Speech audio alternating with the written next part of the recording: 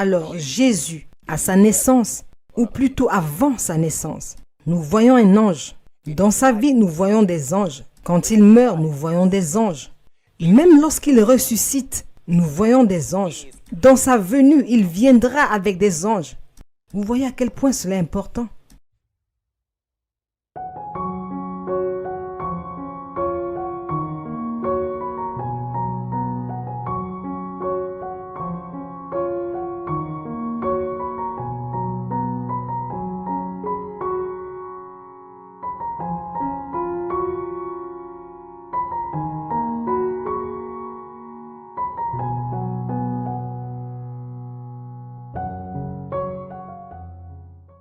Il y a environ 4 choses que les gens font qui bloquent leurs anges ou le ministère des anges dans leur vie. Et tant que vous êtes sous l'influence de ma voix, je prie que vous arrêtiez de faire ces 4 choses que je vais partager ou dont je vais vous parler. Je sais que dans l'église d'aujourd'hui, les ministres de l'évangile, ils parlent plus de la prière, de l'onction, de la charité, de la foi. Et bien sûr qu'il n'y a rien de mal à cela. Mais tout ce que je dis, c'est que nous avons très peu de ministres qui parlent de l'importance du ministère des anges dans la vie d'un croyant. Que vous le croyez ou non, il y a 2 choses importantes dans notre époque, dans notre dispensation. Numéro 1, le Saint-Esprit, le ministère du Saint-Esprit. Numéro 2, le ministère des anges.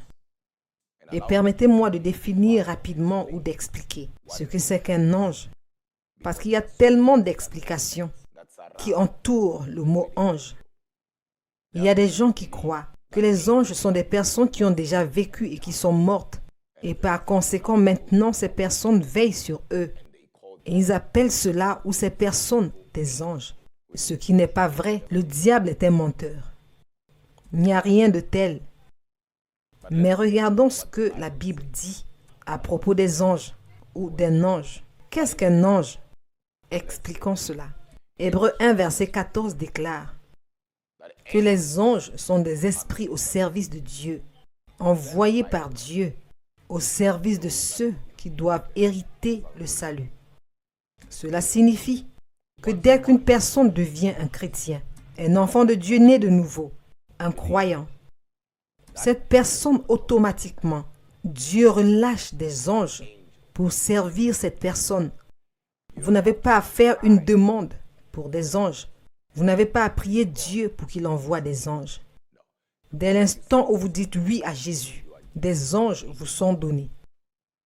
Mais avant les anges qui vous sont assignés, parce que vous êtes maintenant né de nouveau, vous avez un ange. Nous appelons cela votre ange personnel, votre ange gardien. Celui-là vous a été donné le jour de votre naissance. Nous voyons cela dans Matthieu 18, verset 10. Lorsque Jésus parlait des anges gardiens des tout-petits, nous le voyons également dans le livre des Actes, chapitre 12. Et on lit le verset 5 et les suivants. Lorsque l'Église priait pour Pierre, quand Pierre était en prison, quand Pierre fut libéré, parce que Dieu envoya un ange et l'ange vint secourir Pierre, et que Pierre alla là où se faisait la prière, il commença à frapper. Et quand ils entendirent le coup, Rhoda alla leur dire, c'est Pierre à la porte. Ils dirent, cela doit être son ange. Ce n'est pas lui, cela doit être son ange. Cela signifie que l'Église, à cette époque, comprenait non seulement le ministère des anges, mais aussi elle comprenait que chaque personne a son propre ange. Votre ange vous ressemble. Sa voix est comme la vôtre. Non seulement cela, dans le livre de l'Apocalypse, et quand on lit le verset 1 du chapitre 1, un ange est venu avec la révélation de Jésus à Jean. Et Jean lui-même ne réalisait même pas que c'était un ange. Il pensait que c'était Jésus. Donc Jésus a un ange qui lui ressemble exactement, qui a la même voix que lui. Rappelez-vous, Jean a marché avec Jésus. Alors il connaissait le son de la voix de Jésus. Dans le ministère des anges est si important que du livre de la Genèse au livre de l'Apocalypse, nous voyons les patriarches marcher avec les anges, se déplacer avec les anges. Nous voyons les prophètes allant et marchant avec les anges, opérant avec les anges. Nous voyons Jésus en son temps. Avant même que Jésus ne naisse, un ange avait été envoyé pour annoncer sa naissance. Et quand Jésus est né, Hérode a tué tous les bébés. Un ange est apparu au Père et lui a dit quoi faire. Et ils sont allés en Égypte. Quand Hérode est mort, l'ange est apparu au Père pendant qu'il était en Égypte. Il lui a dit, Hérode est mort, tu peux rentrer. Maintenant, Jésus est un homme adulte. Il jeûne. Nous connaissons l'histoire, 40 jours et 40 nuits. Et dès que le diable a été réprimandé par lui et l'a quitté, la Bible dit en Matthieu 4, verset 11, que les anges sont apparus et l'ont servi. C'est de Jésus que nous parlons. Imaginez, il est rempli du Saint-Esprit. Nous l'avons vu dans Matthieu 3. Lorsqu'il fut baptisé, le Saint-Esprit descendit sur lui. Le ciel s'ouvrit, une voix parla. Mais il a quand même permis aux anges de lui rendre ministère. Ce qui signifie que Jésus comprenait quelque chose que les croyants de notre époque ne comprennent pas et cela me brise le cœur. Parce qu'il y a certaines choses qui ne se produiront jamais. Il y a certains portails que vous ne pourrez jamais comprendre. Certains mystères, certaines réalités que vous ne saisirez jamais tant que vous ne comprendrez pas pleinement le ministère des anges. Alors Jésus sort du désert en étant assisté, non pas par des prophètes ou quelque chose comme ça, mais par des anges. Jésus plus tard, il prie dans le livre de Luc chapitre 24. Vous lisez du verset 42 jusqu'au verset 44. La Bible dit qu'il était faible et un ange du ciel apparut pour le fortifier. Je ne sais pas si vous comprenez cela. Jésus est rempli du Saint-Esprit. La Bible déclare dans le livre des Actes chapitre 10 comment Dieu a oint Jésus de Nazareth du Saint-Esprit et de puissance. Jésus avait le Saint-Esprit, mais lorsqu'il était faible, un ange est apparu pour fortifier Jésus. Imaginez, rempli du Saint-Esprit. Donc vous voyez, quand je dis deux choses sont importantes, le Saint-Esprit et le ministère des anges. Et les anges ont fortifié Jésus. Mais même lorsqu'il a été arrêté, il a fait une déclaration qui me stupéfie. Il a dit, si je le voulais, je pourrais appeler mon Père. Il enverrait des anges pour combattre pour moi. Vous voyez à quel point le ministère des anges est important. Maintenant, il est mort. Les femmes qui allaient à sa tombe, elles se demandent qui roulera la pierre pour nous. Et quand elles sont arrivées, la pierre était déjà roulée. Et la Bible déclare qu'un des anges était assis sur le dessus de la pierre parce qu'il y avait deux anges qui avaient roulé la pierre. Alors Jésus, à sa naissance, ou plutôt avant sa naissance, nous voyons un ange. Dans sa vie, nous voyons des anges. Quand il meurt, nous voyons des anges. Même lorsqu'il ressuscite, nous voyons des anges. Dans sa venue, il viendra avec des anges. Vous voyez à quel point cela est important. Vous voyez, le jour où vous êtes né, un ange vous a été donné. Le jour où vous mourrez, un ange vient prendre votre esprit. Nous le voyons dans Luc chapitre 16. Vous lisez le verset 22 et les suivants. La Bible nous introduit alors à l'histoire du riche et du pauvre Lazare, où lorsque le pauvre Lazare est mort, un ange est venu porter son esprit au sein d'Abraham. Alors imaginez que le jour de votre naissance, un ange est libéré. Le jour de votre mort, un ange sera libéré. Que dire de votre vie? Il y a certaines choses que les gens manquent parce qu'ils échouent de comprendre à quel point le ministère des anges est important dans leur vie. Les anges sont tellement réels que vous n'avez pas besoin de les voir pour savoir qu'ils sont réels. Vous n'avez pas besoin de voir l'oxygène pour savoir qu'il y a de l'oxygène. Et la plupart des chrétiens ou des croyants ou des gens croient en l'existence de Jésus. Non pas parce qu'ils ont vu Jésus en face, mais ils croient. Ce que j'essaie de dire, c'est que vous n'avez pas besoin d'essayer de les voir pour croire qu'ils sont là. Vous devez croire qu'ils sont là parce que la Bible vous le dit. Bien sûr que j'ai vu des anges tellement de fois dans ma vie, et pas seulement moi. Mes enfants voient des anges. Ma femme voit des anges. Des gens autour de moi voient des anges. Donc, je n'avais pas besoin de les voir pour croire qu'il y a des anges. Je savais dès que j'ai lu ma Bible qu'il y avait des anges. Alors, les anges apparaissent à volonté et disparaissent à volonté. Mais on peut canaliser son esprit pour les voir. Et l'inverse est vrai. Quelqu'un peut faire certaines choses pour les bloquer parce que les anges, chaque fois que Dieu vous répond, il vous répond à travers le ministère des anges. Permettez-moi d'expliquer cela. Je vais dire quelque chose que j'apprécie vraiment. La prière est importante, mais il n'y a pas de prière sans le ministère des anges. Parce que quand je prie Dieu et que Dieu me répond, il me répond par un ange, car les anges sont des esprits serviteurs, envoyés pour nous servir. Alors ils servent pour nous et en notre faveur. N'oubliez pas cela. Donc, chaque fois que je parle à Dieu, ce n'est pas Dieu qui se déplace partout pour me protéger, pour combattre les esprits maléfiques pour moi, combattre les principautés. Non, Dieu est trop grand. Il siège seul dans la circonférence de lui-même. Il est le point central de la civilisation. Il est le créateur non créé de l'univers. Il a toujours été, il est toujours et pour toujours, il restera inchangé, imbattable. Il est le seul qui était et qui doit venir. Il n'a pas de successeur, il n'a pas de prédécesseur. Il est auguste, il est unique, il est sans égal. Vous ne pouvez pas le commander. Alors, quand nous parlons d'un chrétien étant fortement défendu, nous parlons d'un chrétien protégé par les anges. Alors les anges, si vous ne comprenez pas ce dont je parle, lisez le livre de Daniel, chapitre 10. Cela semblera plus clair pour vous. C'est pourquoi quand Pierre était en prison, c'est un ange qui est descendu et l'a sauvé. Quand Jésus lui-même était en difficulté, il a dit, si je veux, je peux appeler le Père. Non pas qu'il va descendre, mais il peut envoyer des anges pour combattre pour moi. Vous voyez de quoi je parle? Donc chaque fois que Dieu veut nous répondre, et c'est parce que Dieu a un système, alors ces êtres célestes majestueux veulent être vus. Ce n'est pas qu'ils refusent d'être vus, non. Ils veulent être vus, car ça c'est leur devoir, c'est de nous servir. Leur devoir, c'est de nous servir. Je ne pouvais pas attendre pour arriver ici. Alors parlons des 4 choses que les gens font qui bloquent leur ange ou le ministère des anges dans leur vie. Premièrement, le fait de ne pas reconnaître la présence des anges dans votre vie vous coûtera sans que vous ne le sachiez. Et cela bloquera votre ange. Dès l'instant où vous reconnaissez le ministère des anges, les anges commenceront à apparaître et les anges commenceront à se déplacer par vous, avec vous et pour vous.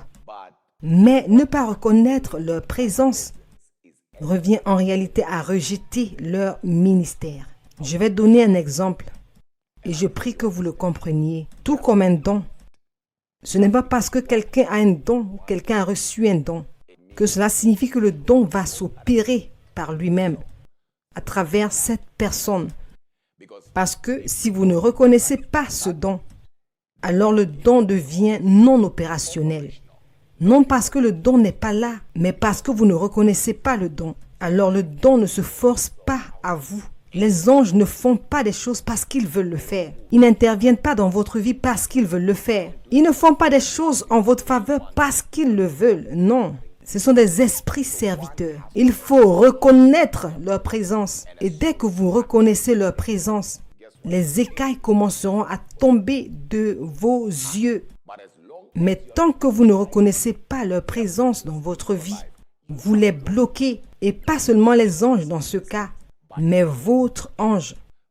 Dès que vous commencerez à reconnaître la présence de votre ange, croyez-moi, vous allez commencer à voir. Vous allez commencer à voir votre ange. Et dans la plupart des cas, vous pouvez le voir dans une vision ouverte. Vous pouvez voir votre ange dans un rêve. Vous pouvez voir votre ange même dans une impression mentale. Pour ainsi dire, c'est ce que nous appelons une sorte d'impression prophétique, ou les visions de votre esprit pendant que vous êtes assis, ou la vision interne de l'esprit vous permet de voir votre ange. Vous pouvez littéralement voir votre ange dans un autre endroit. Les anges sont aussi réels que possible. Numéro 2. Quand vous priez un ange, je sais que cela semble fou. Et vous vous dites quoi? Le fait de prier un ange bloque le ministère des anges dans la vie de quelqu'un. Et c'est parce que on ne prie pas les anges. On n'adore pas les anges. On ne pleure pas en demandant des faveurs aux anges. Cela ne fonctionne pas comme ça. Alors plus vous priez un ange, plus vous bloquez votre ange. Quand vous lisez la Bible dans le livre de l'Apocalypse chapitre 19, vous voyez Jean s'incliner devant un ange. Et l'ange dit, attends une minute, tu ne peux pas faire ça. Ton compagnon, ton compatriote, lève-toi. Tu ne peux pas t'incliner devant moi et me vénérer. Adore Dieu seul. Et l'ange est allé jusqu'à dire que le témoignage de Jésus est l'esprit de prophétie. Au verset 10 d'Apocalypse chapitre 19. Pourquoi Jean, qui a marché avec Jésus, s'incline-t-il devant un ange? C'est parce que Jean pensait que l'ange était en réalité Jésus.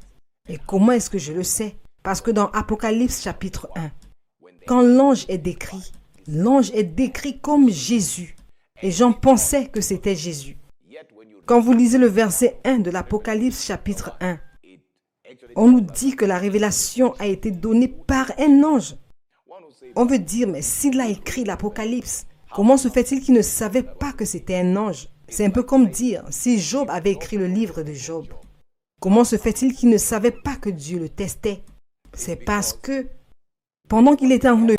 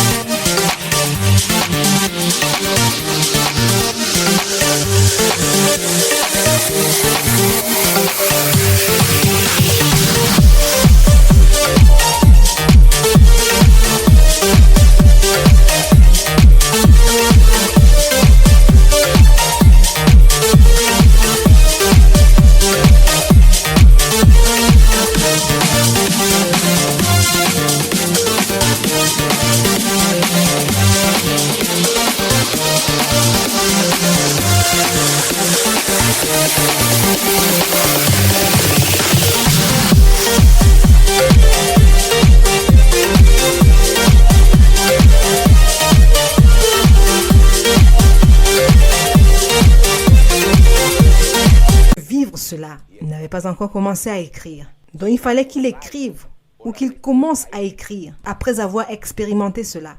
Alors il a écrit avec connaissance. Mais vous et moi, quand nous le lisons, nous commençons à partir du chapitre 1. Nous comprenons que c'est un ange. Mais en ce qui le concerne, quand cela se produisait, parce qu'il ne l'avait pas encore écrit, il ne comprenait pas entièrement. Cela se passait simplement ainsi. Et une fois que c'était fait, il a commencé à écrire. On ne doit jamais prier un ange. Les anges savent, ils étaient là quand Lucifer, ou plutôt Satan, a été chassé du ciel. Et ils ne veulent pas être comme Lucifer. C'est pourquoi ils ne veulent pas que vous priez à eux. Ils ne veulent pas que vous les adoriez. Ils ne veulent pas que vous vous incliniez devant eux. Ils ne veulent pas que ce qui est arrivé à Lucifer leur arrive. Numéro 3, votre confession.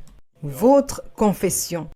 Rappelez-vous, le monde spirituel est contrôlé par les mots. Nous ne matérialisons que ce qui est encore à venir à travers nos mots. Ainsi, lorsque vous lisez Genèse chapitre 1, et vous lisez à partir du verset 3, où Dieu dit que la lumière soit, que la lumière soit, que la lumière soit. Et c'est parce que dans la dimension spirituelle, les paroles construisent, les paroles créent. Alors votre confession peut en fait être la raison pour laquelle vous ne voyez pas les activités ou plutôt le ministère des anges dans votre vie. C'est une chose de confesser quand vous êtes avec les gens et dire toutes les bonnes choses. Mais quand vous êtes seul, vous commencez à dire autre chose. J'ai vu beaucoup de personnes dire de bonnes choses à leur propre sujet ou alors dire des bonnes choses au sujet de leur vie. Je suis fortifié, je suis prospère, je ne suis pas la queue, je suis la tête. Toute âme forgée contre moi sera sans effet. Aucune parole prononcée contre moi ne s'établira. Toutes ces choses, quand ils sont avec des gens, mais quand ils sont maintenant seuls, Ils diront des choses complètement différentes de ce qu'ils disent lorsqu'ils sont avec les gens. Ils diront des choses du genre: je souffre, la vie n'a pas de sens, je suis malade. Dieu ne se soucie pas. Votre confession, parce que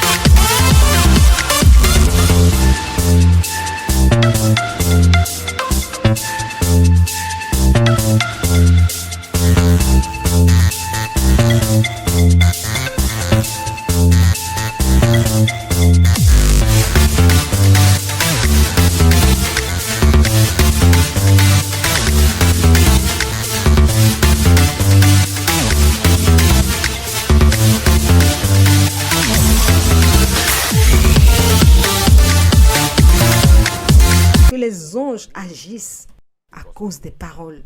C'est pourquoi une bouche fermée équivaut à une destinée fermée.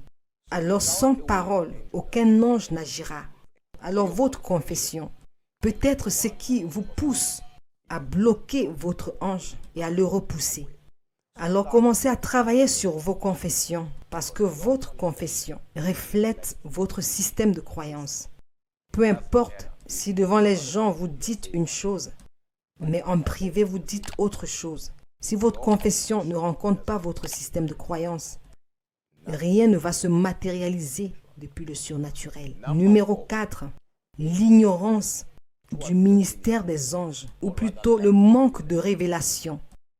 Ma citation préférée: plus on connaît, mieux on fonctionne. Moins on connaît, moins on fonctionne. Vous ne pouvez pas opérer ou aller dans la dimension de ce que vous ne connaissez pas. L'ignorance est tellement dangereuse que Dieu lui-même dit que parce que vous avez rejeté la connaissance dans Osée 4, je vous rejetterai. Dieu n'est pas prêt à se faire représenter par quelqu'un qui est ignorant.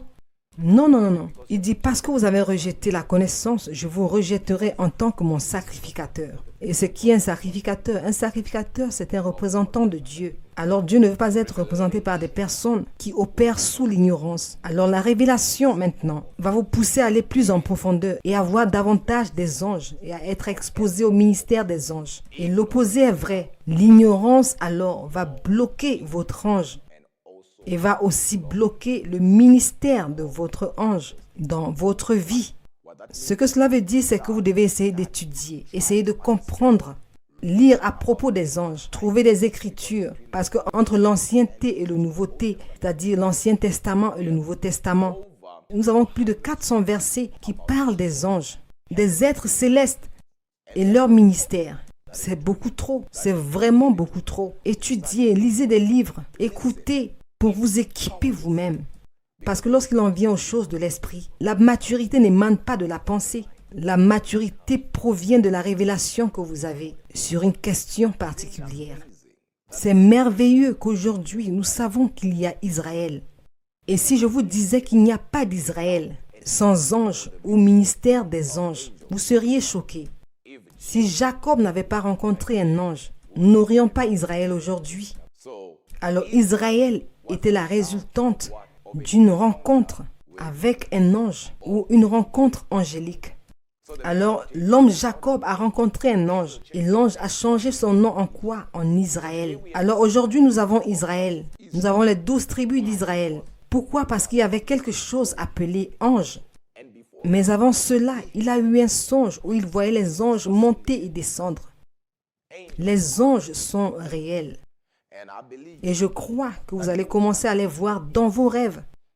Vous allez commencer à les voir même dans votre vie. Je parle du monde naturel, où pendant que vous vous déplacez, vous marchez avec eux. Parce que Dieu veut que vous marchiez avec eux. C'est ce que Dieu veut. Ainsi, le jour où tu dis oui à Jésus, il relâche des anges. Non seulement cela, Hébreux 12 déclare: nous sommes arrivés à la montagne de Sion, la cité du Dieu vivant, la Jérusalem céleste, un lieu d'un nombre innumérable d'anges. Nous ne marchons pas vers Sion, nous y sommes arrivés. Et là où nous sommes, c'est un lieu d'un nombre innumérable d'anges. Je ne comprends pas vraiment quand quelqu'un qui a été sauvé depuis 70 ans et n'a jamais vraiment eu un témoignage tangible et surnaturel au sujet des manifestations du surnaturel. Cela me dérange vraiment parce que ce n'est pas ça la vie d'un croyant. Selon la Bible, nous sommes des êtres surnaturels. Nous sommes des êtres spirituels avec une expérience terrestre. Quand nous bougeons, le ciel bouge. Et comment le ciel bouge-t-il? Le ciel bouge par le ministère des anges.